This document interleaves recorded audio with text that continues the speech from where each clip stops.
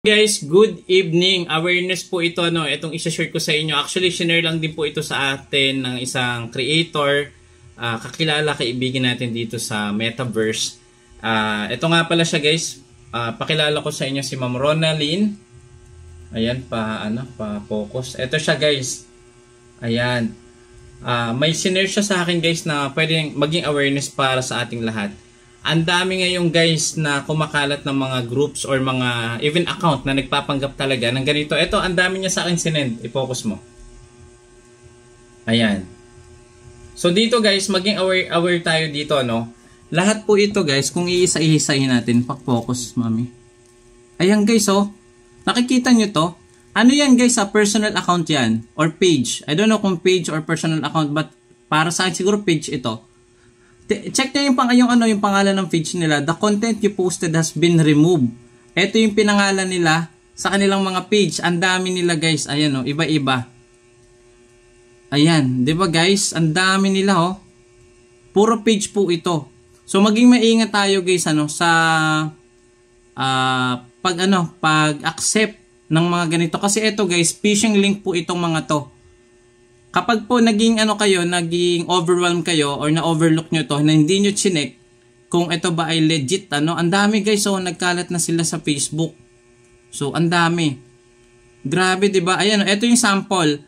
Ito, we remove your content, CY.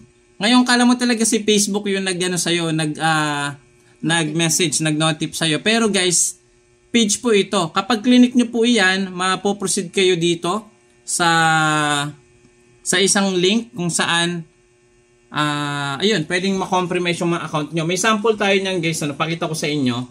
And shoutout nga po pala sa nag-share niyan, walang iba kundi si Ma'am Ronalyn. Shoutout po sa inyo, Ma'am Ronalyn. Papakita ko lang sa inyo.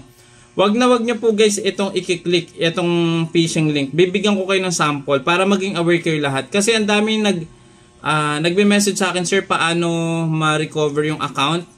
Dito kayo, guys, mapoproceed. Ayan, wag niyo po ito, guys, i-click. Kapag po may nakita kayong web.apv sa huli, phishing link po ito.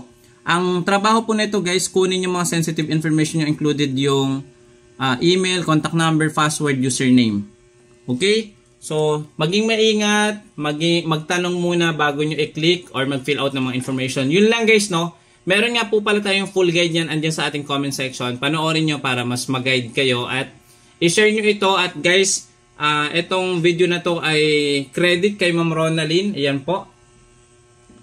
I-follow nyo po siya. Isa din po itong one of the best emerging content creator na pwede tayong mag-guide dito sa Metaverse. So, support lang natin. Maraming salamat. See you sa susunod na video. Bye!